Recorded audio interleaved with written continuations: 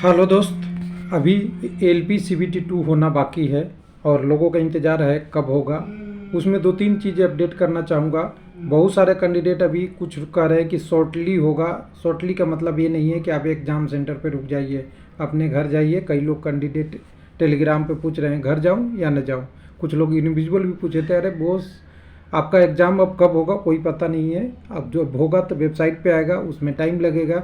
और साथ में ये भी ध्यान रखिएगा कि अगली बार एग्ज़ाम होगा तो आपका एग्ज़ाम सेंटर सेम नहीं होगा।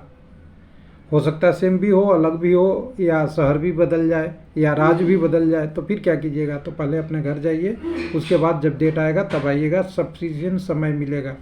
सभी रेलवे के जितने भी कर्मचारी हैं या रेलवे के जो सीबीटी 2 अब देंगे उनको इनको पास देना पड़ेगा। रेलवे को पहले भी दिया गया है, लेकिन अगर आप डिमांड नहीं रखें तो रेलवे चालाकी करता है। ध्यान रखिएगा, जितने भी कैंडिडेट हैं उनका एडमिट कार्ड फ्री ट्रेवल पास के साथ आना चाहिए, क्योंकि ये रेलवे की गलती है। सीबीटी 2 19 तारीख को और शिफ्ट 1 और शिफ्ट 2 में, और 20 तारीख को पूरे शिफ्ट में कैंसिल किया है।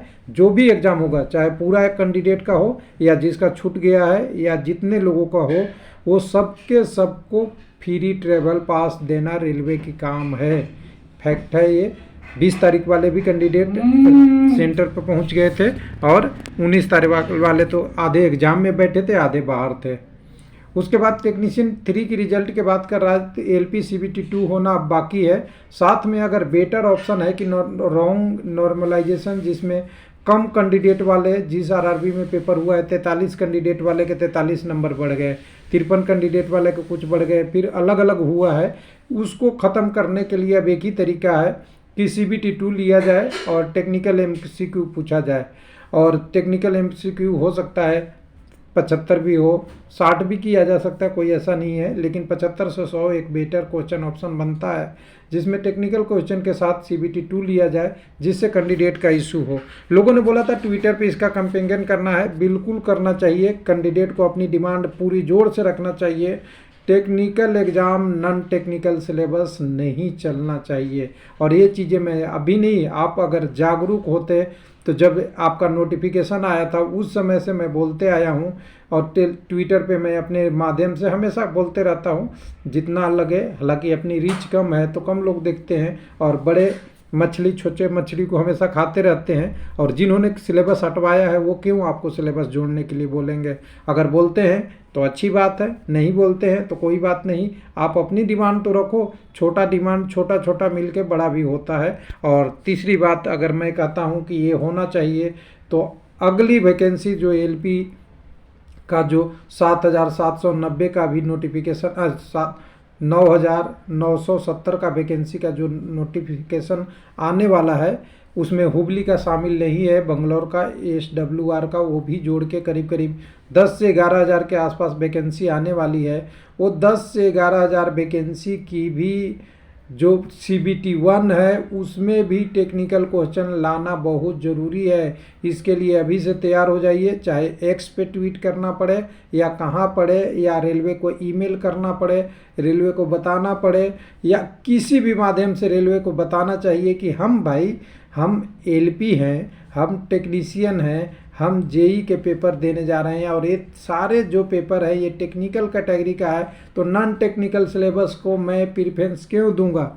आपको नॉन टेक्निकल जो शेड्यूल है उसमें पूछ सकते हैं, लेकिन हर पार्ट में, पार्ट ए पार्ट बी हो या टोटल अगर कहें सीबीटी 1 हो या सीबीटी 2 हो, हर स्टेज में टेक्निकल एग्ज़ाम के क्वेश्चन टेक्निकल होने चाहिए। ऐसा नहीं होता है तो हमारे साथ अन्याय है। हो सकता है कि सीबीटी 1 में बहुत सारे कैंडिडेट हैं, उस समय हर ट्रेड का एग्ज़ाम न लेके कुछ कॉमन जो साइंस के टॉपिक होते हैं, बेसिक साइंस वाले जो चीज़ होते हैं, कंप्यूटर साइंस होते हैं, आधुनिक करंट अफेयर में जो टॉपिक आते हैं साइंस से और टेक्नोलॉजी से, उस क्वेश्चन को लेके आप क्यों नहीं पेपर बनाते जो सब लोग पढ़ता है, सबके लिए कॉमन है। आईटीआई स्पेसिफिक ट्रेड नहीं करते, लेकिन रेलवे को करना क्या है, रेलवे में बहुत सारी लोग ऐसे ऐसे बैठे हुए हैं जिनको पता ही नहीं है कि टेक्निकल जॉब के लिए हम भर्ती कर रहे हैं, नॉन टेक्निकल को कर रहे हैं। अगर पता भी है तो उनको कहीं से प्रेशर आ जाता है कि ये चीज़ ऐसे करोगे तो हमारा आदमी नहीं जाएगा रेलवे में, तुम ऐसा पेपर क्यों बनाओगे कि हमारा आदमी ही नहीं जाए। ये सब गलत है, पैटर्न है। रेलवे एक बड़ा ऑर्गेनाइजेशन है, रेलवे एक बड़ा ऑर्गेनाइजेशन को अगर सक्षम बनना है, अपने टेक्नोलॉजी की विकास करना है, अच्छे कैंडिडेट चाहिए जो रेलवे को चला सके, तो अच्छी चीज़ें भी सोचना पड़ेगा। हम तो कह रहे हैं क्वालिफिकेशन बढ़ा रहे हैं हर पोस्ट के लिए। 10th था तो आपने ITI किया था और फिर ITI से 10th किया, अब 8वीं कर दीजिए। अगर ऐसा है, लगता है कि आपको 8वीं वाले ही पेपर से आपको रेलवे चल जाएगी तो कोई दिक्कत नहीं है। लेकिन अगर आपको वंदे भारत चलाना है, 300 किलोमीटर स्पीड का टारगेट कब तक का है पता नहीं, 2045 तक का है या 30 का है, मुझे एग्जैक्ट याद नहीं है। अगर 2030 तक अगर ये टारगेट है 300 किलोमीटर स्पीड, तो ये चलाएगा कौन, इसको मेंटेन कौन करेगा? नॉन टेक्निकल आदमी या टेक्निकल आदमी? तो सिंपल सी बात है, आपको टेक्निकल हर डिपार्टमेंट में चाहिए ही। तो कम से कम जो टेक्निकल एग्ज़ाम है उसमें प्योर टेक्निकल कीजिए।